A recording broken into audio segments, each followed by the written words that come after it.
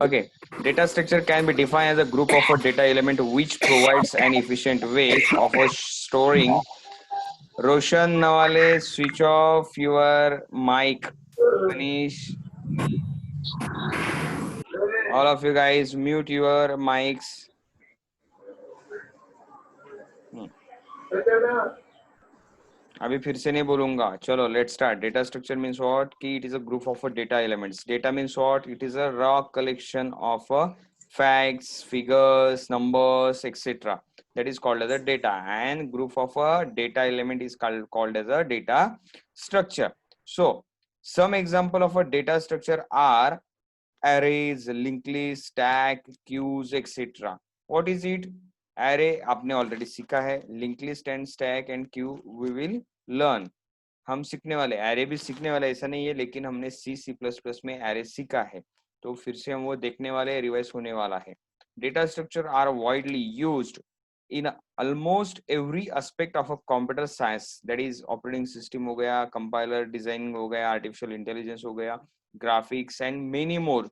Data structure का use her एक जगह पे है. इनफैक्ट मैंने कल ही आपको लेक्चर में बताया था कि हम जो प्रोग्रामिंग करते हैं वो प्रोग्रामिंग के पीछे बिहाइंड डेटा स्ट्रक्चर का यूज कैसे होता है. ऑपरेटिंग सिस्टम का भी मैंने एक जिक्र किया था कि ऑपरेटिंग सिस्टम में हम डेटा स्ट्रक्चर का कैसे यूज करते हैं.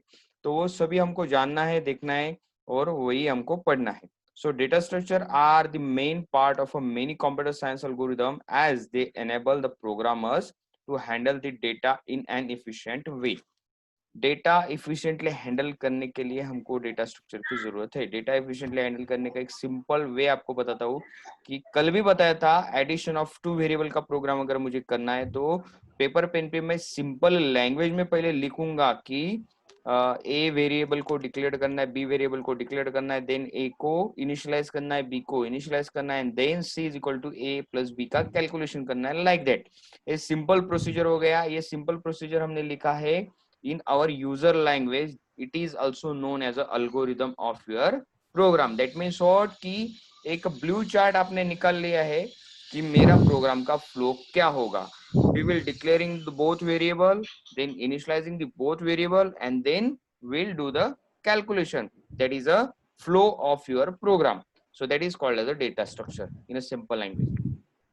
It plays a vital role in enhancing the performance of a software or program, as the main function of a software is store and retrieve the user data as fast as possible. Data retrieve करना होगा, उसका store करना होगा. वो सब करने के लिए जो सॉफ्टवेयर लगते हैं, सॉफ्टवेयर के थ्रू हम ये डेटा स्ट्रक्चर के थ्रू ही करते हैं सॉफ्टवेयर सब. तो देखते हैं क्या क्या है उसकी बेसिक टर्मिनोलॉजीज है. वो बेसिक टर्मिनोलॉजीज भी देखते हैं क्या क्या है एग्जैक्टली. देखो, data structure are the building blocks of any program or the any software. Choosing the appropriate data structure for the program is the most difficult task for a programmer. Following are the terminologies. यानी क्या बोला है वहाँ कि data structure क्या है, building blocks of any software. लेकिन वो चूज कैसे करना है वो हमारे ऊपर डिपेंड है. चूज कैसे करना है यानी क्या कि एक बिल्डिंग हमको फॉर्म करना है, तो बिल्डिंग फॉर्म करने के लिए हमको स्ट्रक्चर क्या मेंटेन करना है, उसका रॉ मटेरियल क्या यूज करना है, हमको लोहा यूज करना है, आयरन यूज करना है, स्टील यूज करना है, हमको जो भी जैसे भी चीजें है जो यूज करना है या जैसे फार्मिंग करना है, दैट इज डिफिकल्ट पार्ट. तो ये भी सेम है कि डेटा स्ट्रक्चर हम जब यूज कर रहे हैं तो eight the time of making any software it is a difficult task for a programmer to how to choose a data structure. आपने शायद से ये देखा होगा या जाना होगा या सुना होगा कि प्रोग्रामर बनने से पहले हमको पहले इसका पूरा का पूरा फ्लो तैयार करना पड़ता है. यानी जब भी कभी आप कंपनी में ज्वाइन होंगे और आप as a software developer join होंगे, सॉफ्टवेयर इंजीनियर ज्वाइन होंगे, software developer and software engineer is the highest thing. Starting में आपको बोला जाता है प्रोग्रामर. प्रोग्रामर में भी तीन चीजें, पहला है बिगिनर, फिर इंटरमीडिएट, फिर एक्सपर्ट. ऐसा ऐसा तीन चीजें. तो जब आप बिगिनर लेवल पे आप ज्वाइन होते हैं किसी कंपनी में, तो आपको स्टार्टिंग में कभी भी कोई भी प्रोजेक्ट नहीं दिया जाता है. आपको सिंपल वे में आपको यही दिया जाता है कि दो चार प्रोग्राम दिए जाएंगे या एक प्रोग्राम दिया जाएगा, उनको बोलेंगे कि आपको एल्गोरिदम फ्लो चार्ट इसका ड्रॉ करना है, लाइक दैट. तो ऐसे छोटे छोटे एल्गोरिदम्स के साथ आपको एक मॉडल दिया जाएगा, फिर मॉडल्स का आपको पूरा फ्लो निकालना रहेगा. ये होता है आपका पूरा डेटा स्ट्रक्चर। यानी आपको थर्ड ईयर में जाने के बाद जब आपको ब्लैक बुक बनाना रहेगा आपके प्रोजेक्ट का, तो ब्लैक बुक के अंदर जो कंटेंट्स आपको फिल करना पड़ता है, it is nothing but your data structure. So let's see, following terminologies is used as far as the data structure are concerned. Data can be defined as elementary value or a collection of values. For example, student name, it is ID, its ID, the data about the student, that is called as a data.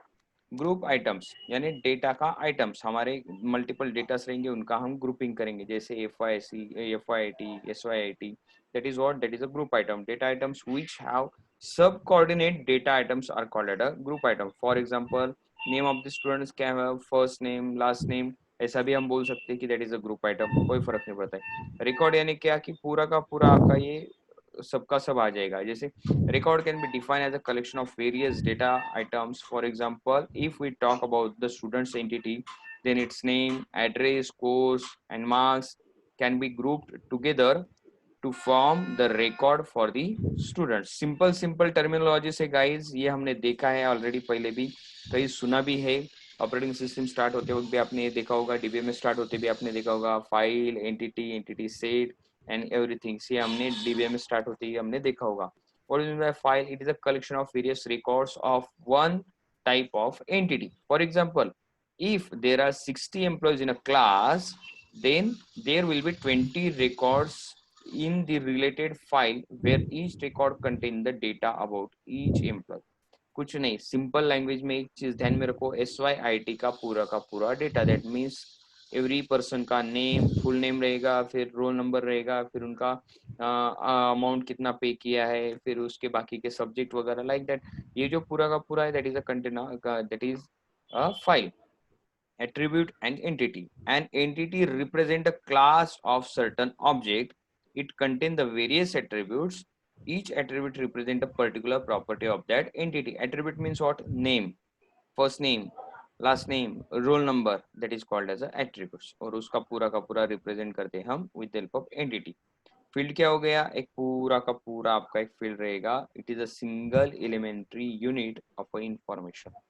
यानी अगर मुझे एक आध person का कोई record find out करना है, तो मैं उसका कुछ ना कुछ इन्फॉर्मेशन दूंगा. जैसे हम बैंक में जाते, बैंक में हमने अकाउंट नंबर दिया, तो अकाउंट नंबर देने के बाद उसका फर्स्ट नेम, लास्ट नेम, उसका फोन नंबर, उसका आधार कार्ड वगैरह वगैरह, ये जो पूरा डिटेल्स आ जाता है, that is called as a one field.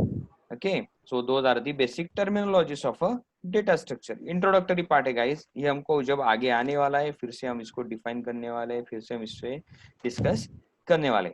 As application, need of a data structure, as application are getting complex and amount of a data is increasing day by day, there may arises a following problem.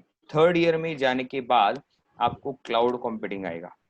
Okay, cloud computing का एक simple way आपको बता देता हूँ, simple एक example बता देता हूँ कि जैसे आप अभी जीमेल यूज करते हो, तो जीमेल के साथ आपके पास गूगल डॉक्स है, गूगल फोटोज है, तो ऐसे अलग अलग जो चीजें आपको 15 GB डेटा मिलता है, राइट.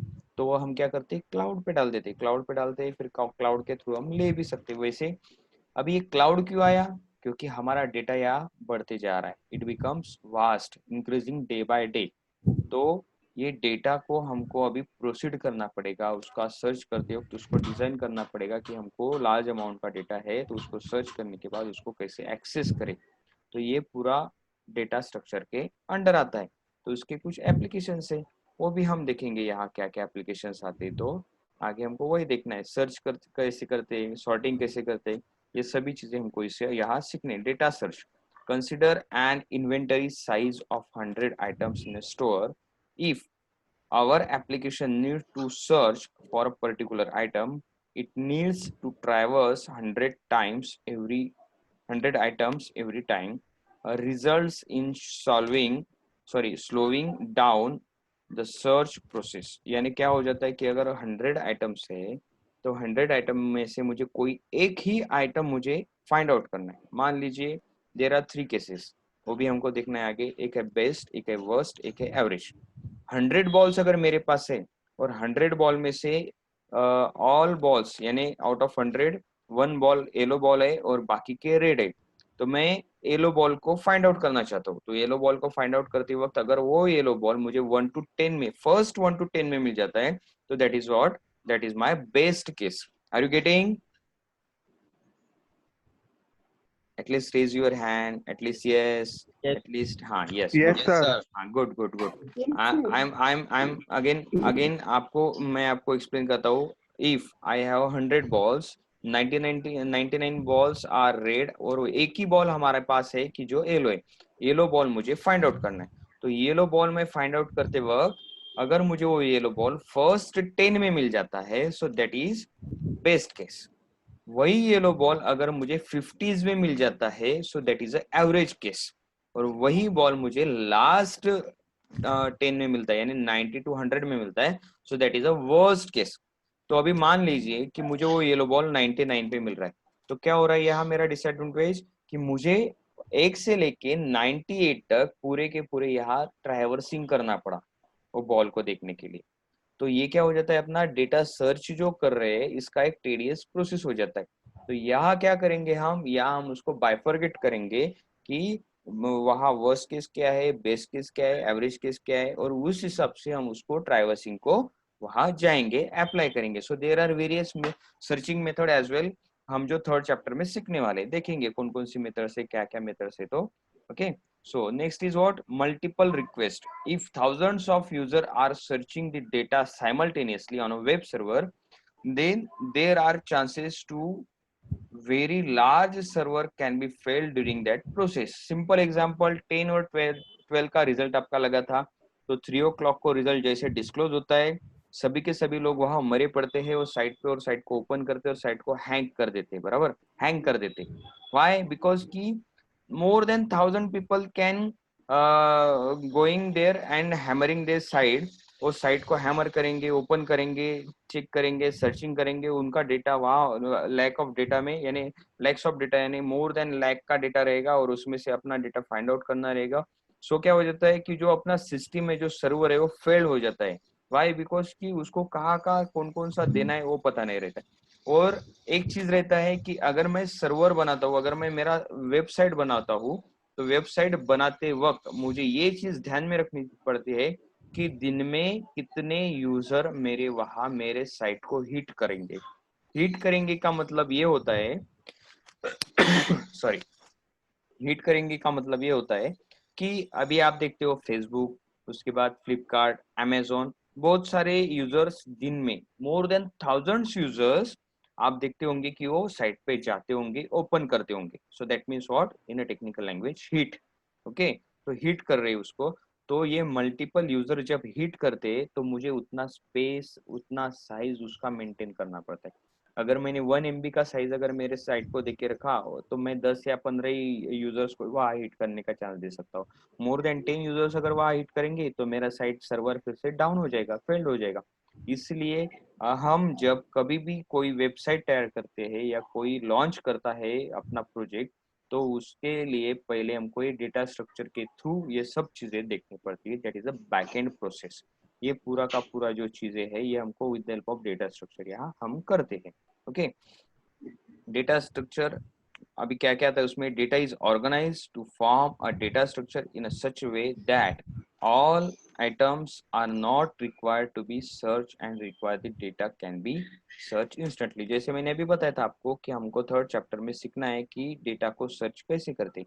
तो एक सिंपल प्रोसेस हमने देखा था, कौन सा प्रोसेस देखा था कि हमको 1 to 100 में सर्च करना है.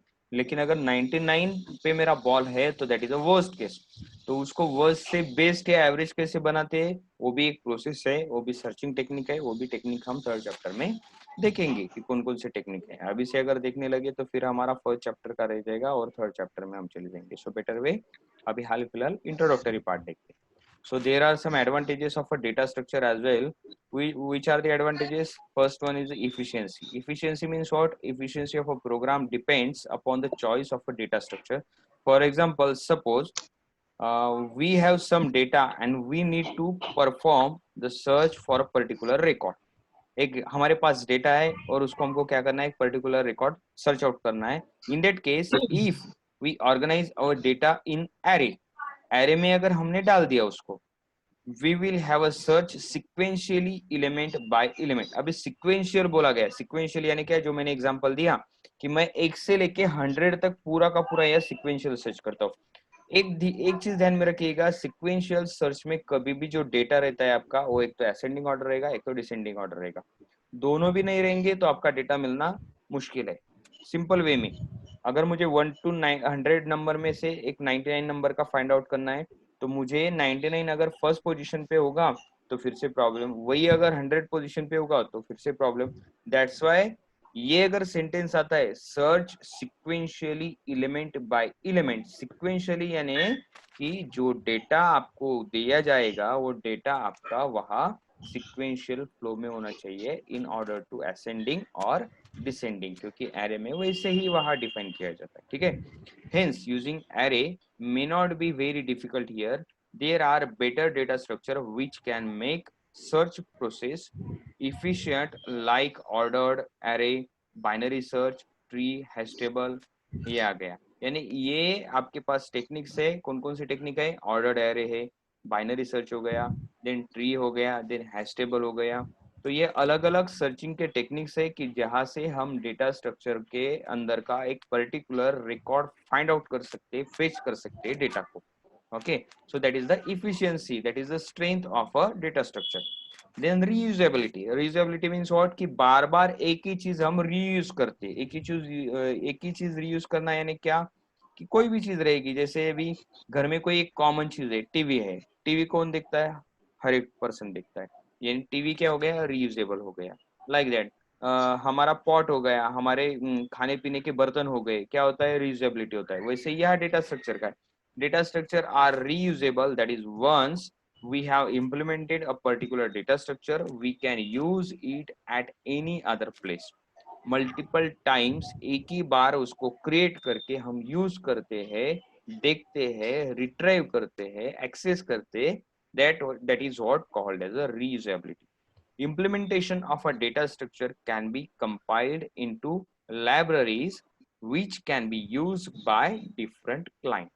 डिफरेंट क्लाइंट्स क्या, यानी अभी मैंने अगर मान लीजिए कि मैंने ये अभी ये सेशन है मेरा, ये सेशन मैंने अभी यूट्यूब पे मैं लोड करने वाला हूँ, तो यूट्यूब पे मैंने अपलोड करने के बाद ये कोई ना कोई देख रहा है, दैट मीन्स व्हाट कि जो मेरा सेशन है ये रीयूजेबल हो गया, कोई ना कोई बार बार बार बार बार बार देख रहा है, तो मुझे एक ही बार डालना है, वो बार बार देखेगा। ऐसे बहुत सारे कंसेप्ट है, हमने already reusability concept with help of inheritance last year सीखा था।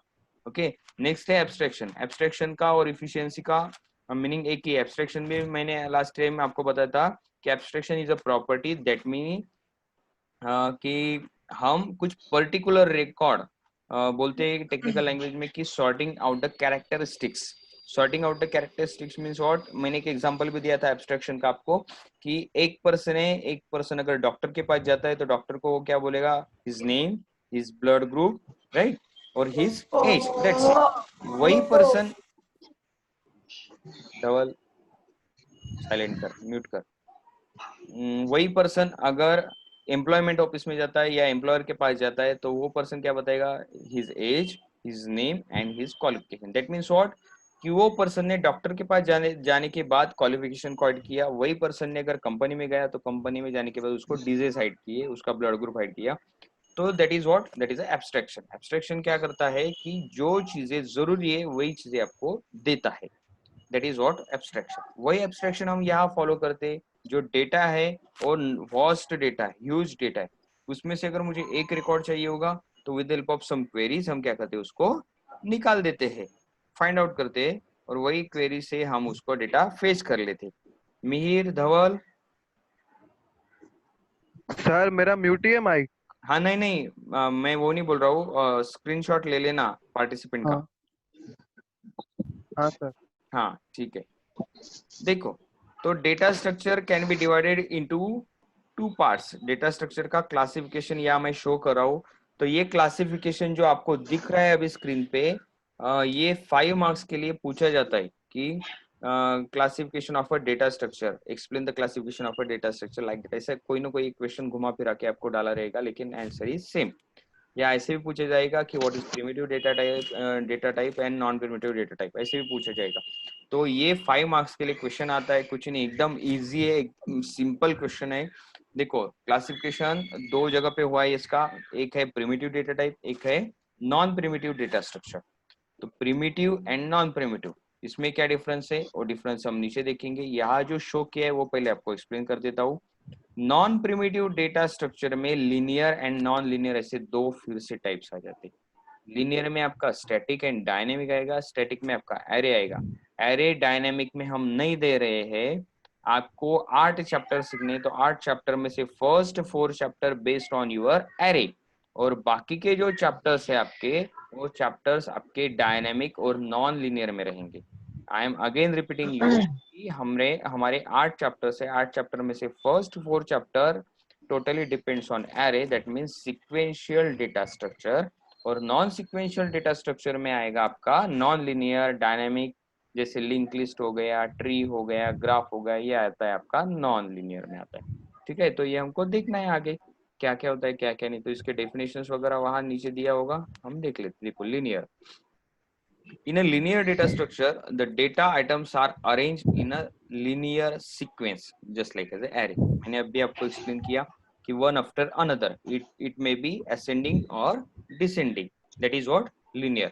नॉन लिनियर में क्या रहेगा, ट्री। जो अभी हमने एग्जांपल देखा इट इज व्हाट ट्री। अभी अगर यहाँ मैंने प्रिमिटिव का नॉन प्रिमिटिव कर दिया और नॉन प्रिमिटिव का प्रिमिटिव भी कर दिया, यानी मैंने पहले नॉन प्रिमिटिव लिया, तो भी कुछ फर्क नहीं पड़ने वाला है। Another example of a tree is what कि वेदांता कॉलेज में नंबर ऑफ क्या है, स्ट्रीम्स है, जैसे IT, computer science, BAF, BMS, BCom, ऐसे अलग अलग क्लासेस है। तो मान लीजिए कि मैंने बैफ फर्स्ट पोजीशन पे लिया, आईटी लास्ट पोजीशन पे लिया, तो भी कुछ फर्क नहीं पड़ने वाला।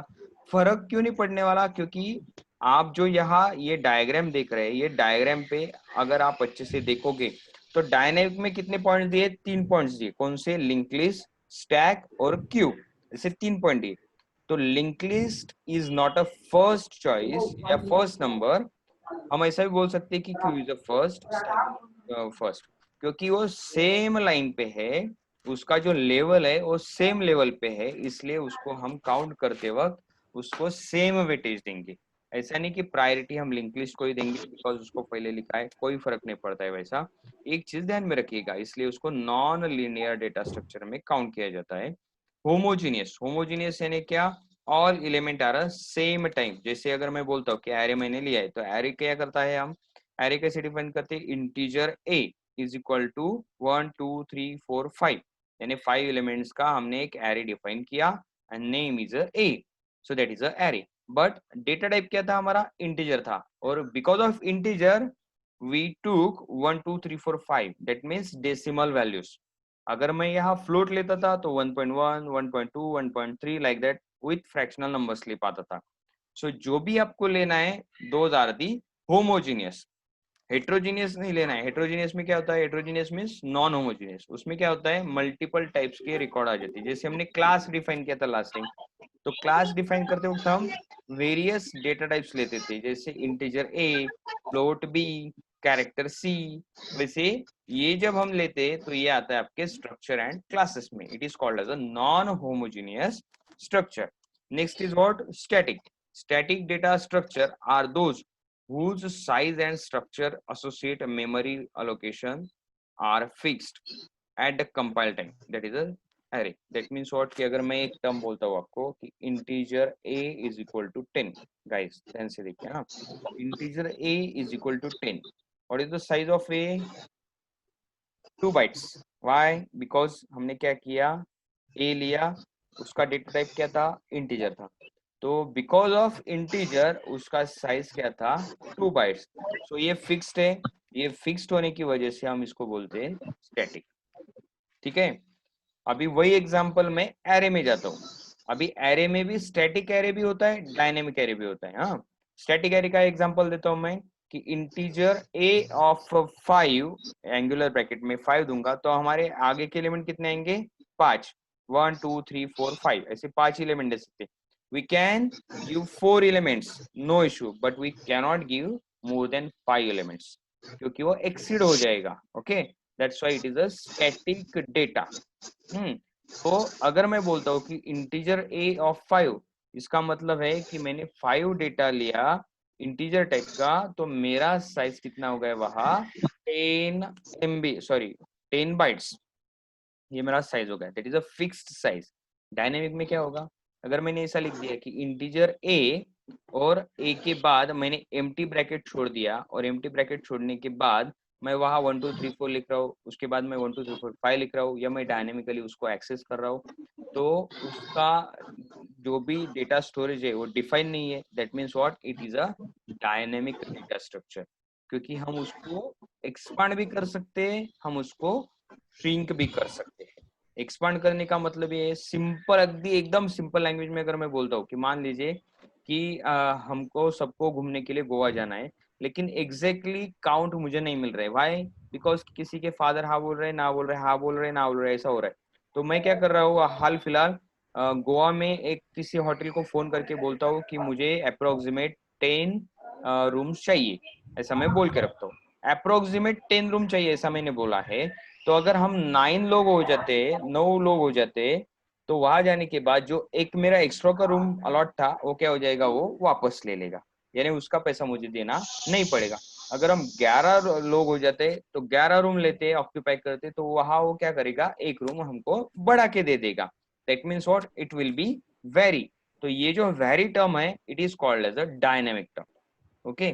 और सेकेंड थिंग, अगर मैंने फोन करके बोला कि मुझे 10 रूम चाहिए, इसका मतलब ये होता है कि अगर हम 9 लोग गए तो एक रूम का भाड़ा मुझे एक्स्ट्रा देना पड़ेगा, that is a wastage of space. यहाँ टेक्निकल लैंग्वेज में बोला जाता है wastage of a memory. Okay. और वही अगर मैं 11 लोगों को लेके जाता हूँ, तो 11 पीपल यानी क्या, मोर देन 10, एक पीपल एक्स्ट्रा हो गया, एक्सीड हो गया, तो वहां भी आपको एरर देगा, that is a compile time error, that is a static error. इसलिए स्टैटिक में हम कभी भी फिक्स्ड वैल्यू लेते हैं, डायनेमिक में फिक्स्ड वैल्यू नहीं रहता है। The data will be grow as well as shrink, वहां डिफाइन किया गया है, आप देख सकते हो। ये जो यहाँ दिया है देखो, dynamic structure are that which expand और shrinks depending upon the program need and its execution, यानी at the time of execution whatever the data you will inserting, as per the data it will be shrink or grow. That is what called as a dynamic data structure. Okay, so dynamic data structure में कौन कौन से आएंगे आपके, tree आएगा, graph आएगा। Static में क्या आएगा आपका, स्टैक क्यू आएगा। ये क्या है, आपके चैप्टर्स के नाम है, 8 चैप्टर जो हम सीखने वाले हैं, उसमें से 4th चैप्टर है आपका स्टैक, 5th चैप्टर है आपका क्यू, उसके बाद है आपका link list, then tree, then graph, 6 7 8। तो 6 7 8 है डायनेमिक में, 4th और 5th है आपके स्टैटिक में। Are you getting? Yes. Good. Yes sir. इतना जो Yes, sir. सिखाया है, इस पे अगर कोई क्वेश्चन होगा तो मुझे पहले पूछो, फिर हम आगे बढ़ते हैं। और मिहिर धवल, अपने पार्टिसिपेंट 19 पार्टिसिपेंट हो गए, उसका स्क्रीनशॉट लेके मुझे व्हाट्सअप कर दीजिएगा। हाँ, देखो एक बार मैं फिर से स्क्रॉल अप करता हूँ, आप एक बार देख लीजिए कि हमको ये टॉपिक नहीं सिखा है सर, इसको थोड़ा सा रिवाइंड कीजिए, रिवाइज कीजिए, तो मैं आपको बता देता हूँ। फर्स्ट हमने सीखा व्हाट इज डेटा स्ट्रक्चर, उसका डेफिनेशन देखा। डेफिनेशन देखने के बाद फिर हमने डेटाबेस का यहाँ बेसिक टर्मिनोलॉजीज देखा, जिसमें data, group items, records, files, attribute, entities, fields ये आते हैं। Then why we needed a data structure, data structure का यूज कहाँ कहाँ होता है ये भी हमने देखा, ऑलरेडी दिया हुआ है। हर एक चीज में डेटा स्ट्रक्चर का यूज होता है, जहाँ हमको कोई भी प्रोग्रामिंग करना है, वो प्रोग्रामिंग करने से पहले जो गैदरिंग ऑफ इंफॉर्मेशन रहता है, it is called as a data structure. तो वो पूरा का पूरा हमको with help of data structure ही करना पड़ता है। तो यहाँ हमने नीड ऑफ डेटा स्ट्रक्चर